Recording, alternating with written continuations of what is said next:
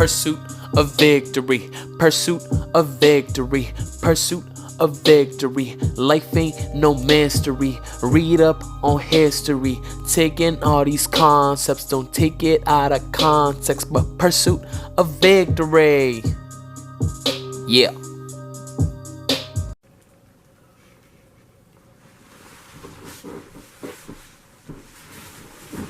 Welcome, guys, to another episode of the P.O.V podcast. I am your host, Victory Waroe. Thank you for tuning in into this episode. For anyone who watched the last 3 episodes, thank you. If you haven't, go check them out. Make sure that you subscribe, like, comment on future things that you'd like me to talk about, or just leave a comment in general about things that I talked about.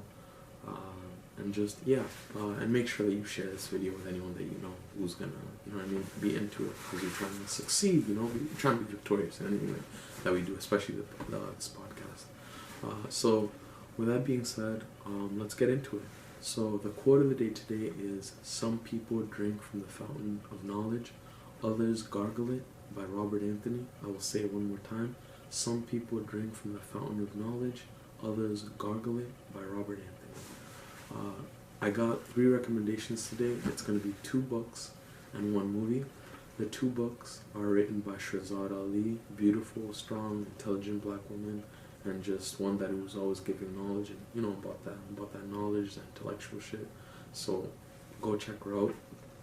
She has YouTube videos where, like, not YouTube videos, but like if you go on YouTube, there's segments on where she's been and fought the Phil Donahue show, which is a show that happened way back in the day. They used to have topics like this all the time, and she's been in Hidden Colors. But the 2 books, the first one is The Black Man's Guide to Understanding the Black Woman, and the second one is The Black Woman's Guide to Understand the Black Man, which I'm currently reading right now. So I recommended those 2 books because I think that subject is really important, bringing black men and black women back together in unity like we once were, because I feel like we really haven't been united. We've been separated and we've been trying to do things individually, and honestly speaking, if you think about it, that's going to take way longer to do when we do things individually versus like if we come together and we figure out that we literally have some of the same struggles, maybe they're just in different forms. We'd be able to just do things better, and I think that they know that. White supremacy knows that if they keep the black man and black woman separated, racism will still continue to prevail. And also, it is one of those things where I feel like they've gotten us caught up in fighting each other when we should be fighting our oppressor. So just think about that, go check out those books, and just, I hope they can help you out in some way. And the last thing that I wanted to say, the reason that I recommend this too, because she speaks on black men and black women.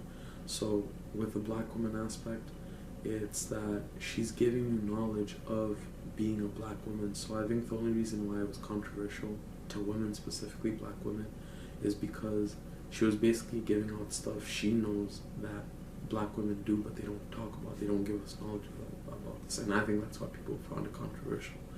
And then the other thing is, when she's talking about black men, I think that was good because when anybody else who is not you dissects you, they're able to see things that you're not able to see. They're able to see where certain behaviors come from because they're not stuck up in themselves. You know what I'm saying? So, like I said, if you're going to read these books, take out the emotion about it, even when you watch videos, and just listen to what she's saying. See if you have some of these behaviors.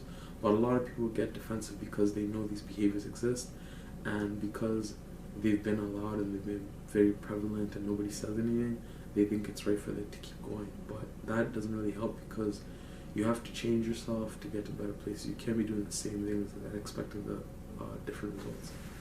So those are the 2 first recommendations. The third recommendation is a book. It's called The Spook Who Sat by the Door.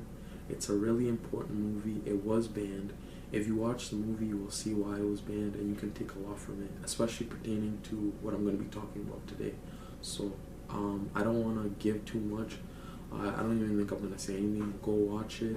I think it's going to be very dope, and just keep your mind open. So those are my recommendations. With that being said, let's get into it. The first thing that I want to talk about is this Ahmaud Arbery situation. If you don't know, he was the black man who was jogging, and they shot him while he was jogging. He was trying to fight.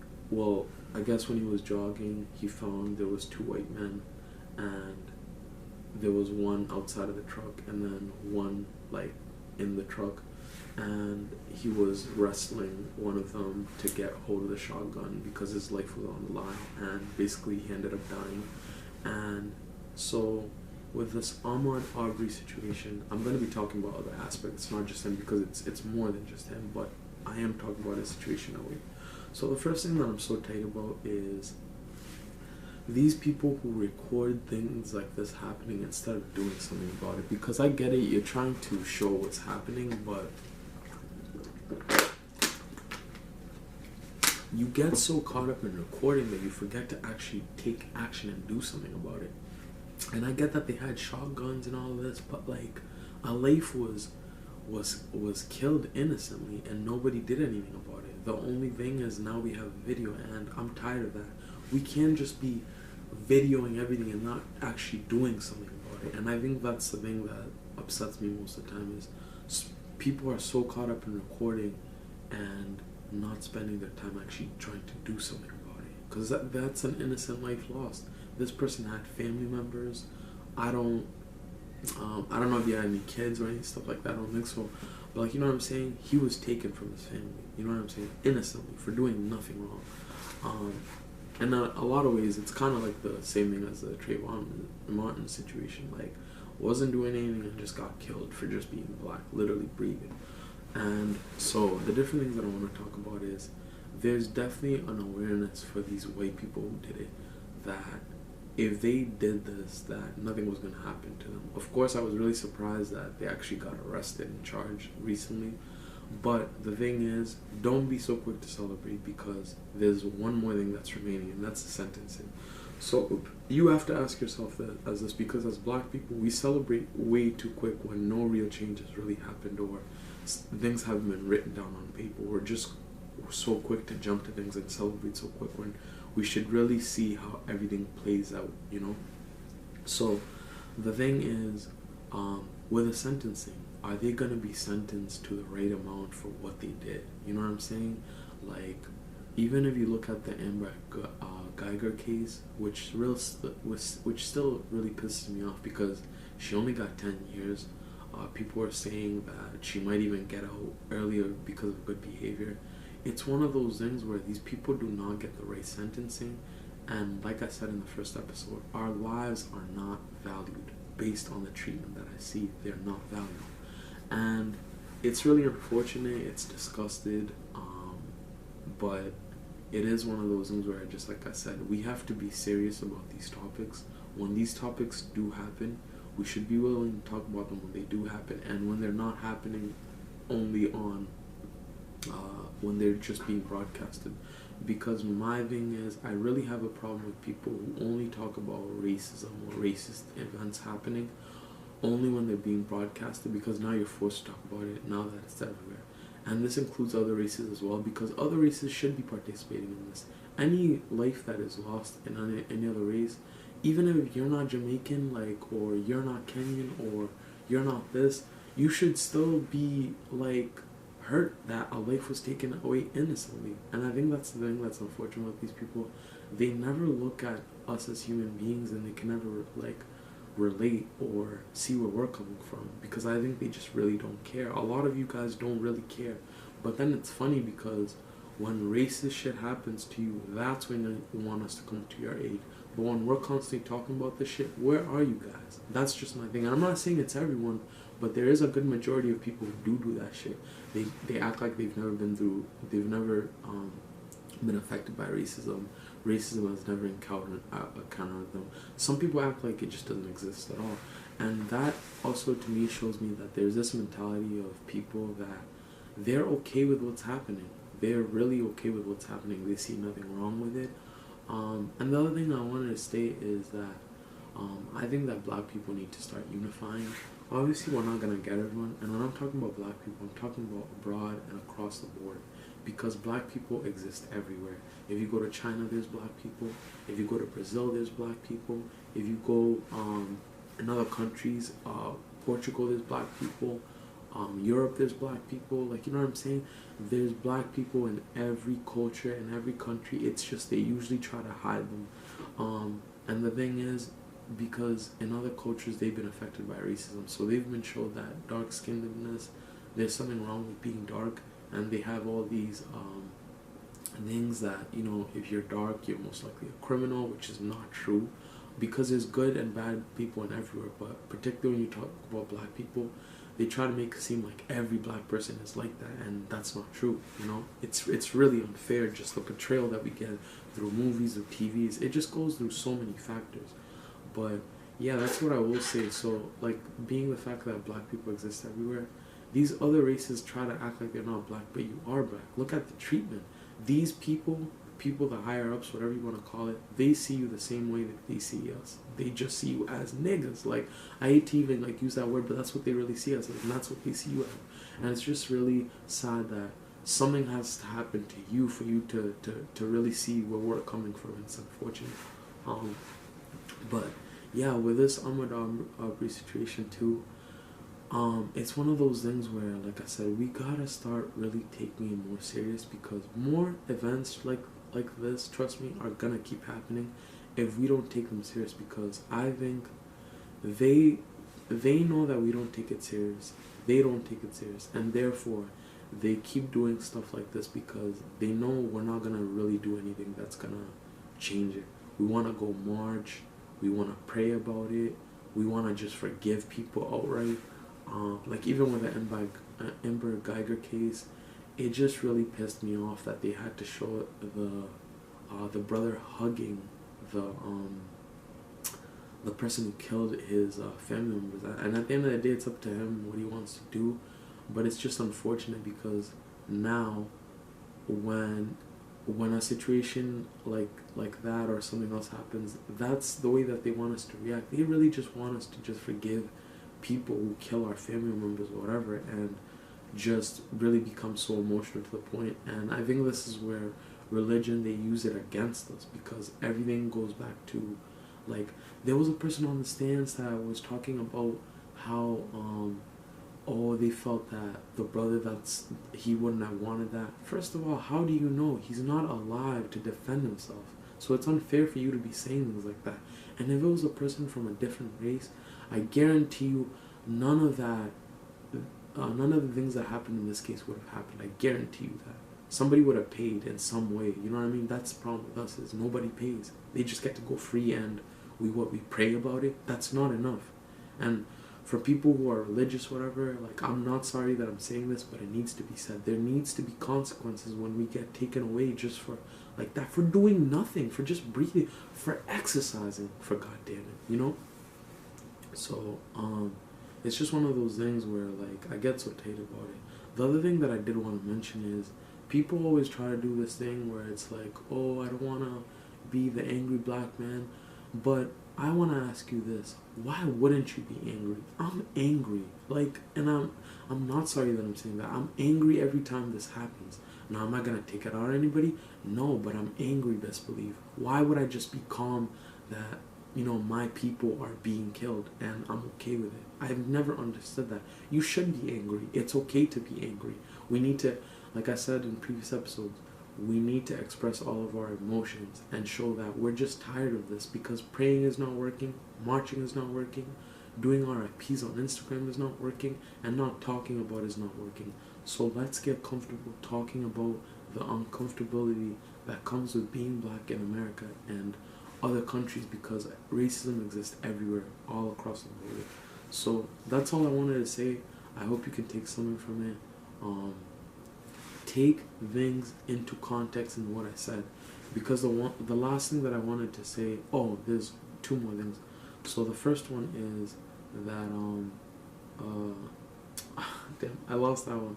But I wanted to say, specifically when we talk about white people, a lot of people get it twisted, and we always have to say statements like, oh, I'm not talking about all white people. We should not have to say statements like that, because We're talking about specific white people who hate us, who hate black people, who are willing to kill black people, who are willing to defend people who are killing black people. I'm talking about those people. And it would be unfair for me to say all white people because I haven't met all white people. Not all white people are like that. So me going forward, I'm not going to be saying statements like I'm not talking about all white people, because you should know that I'm talking about those specific white people. If you get mad and you're white and you're watching this, then you're part of the problem. You're most likely doing the stuff that I'm talking about, but I'm not talking about white people, all white people. Oh, and the second thing that I wanted to state. Damn, I thought I had it, but I lost it. I really lost it.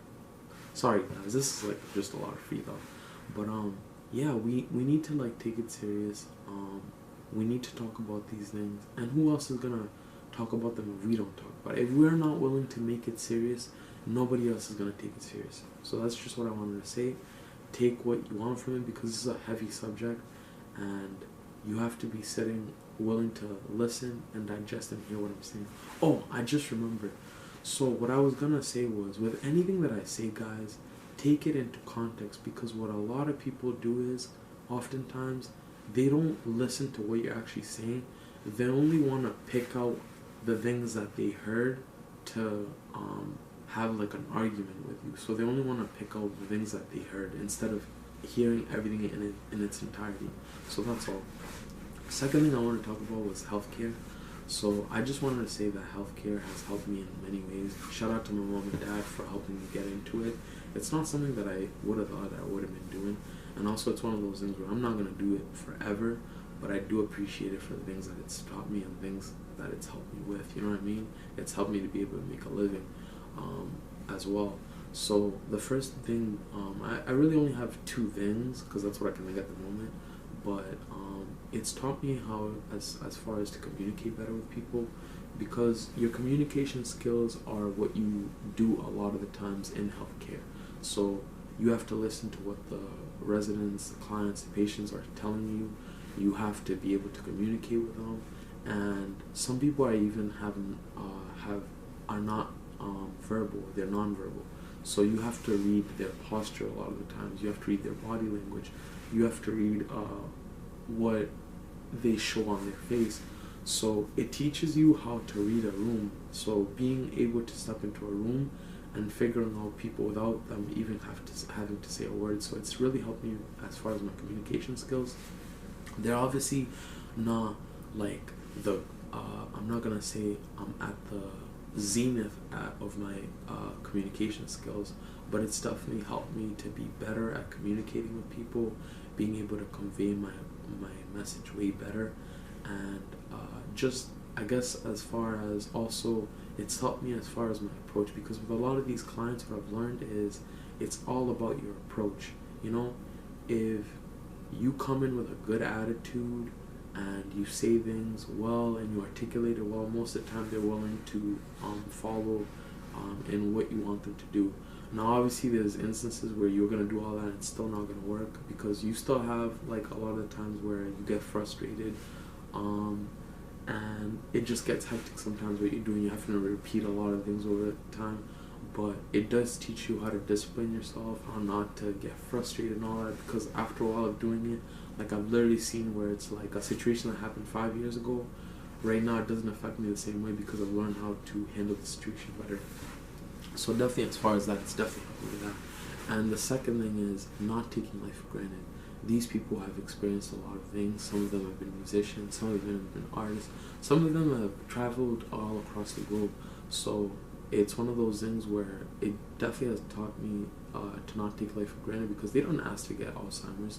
They didn't ask to get a disability, you know? And even some of them, there's family members who don't come visit them. And this is not saying it's everyone, but it does exist. It's just taught me to just be more aware, even as far as me with my family members, with friends, because this could happen to anyone. So you don't want to take life for granted. The other thing that I wanted to say is, I think for younger people, you guys should think about maybe going to volunteering at a hospital, at a nursing home, at an assisted living place, because like I said, it'll teach you how to sympathize and put yourself in someone else's shoes.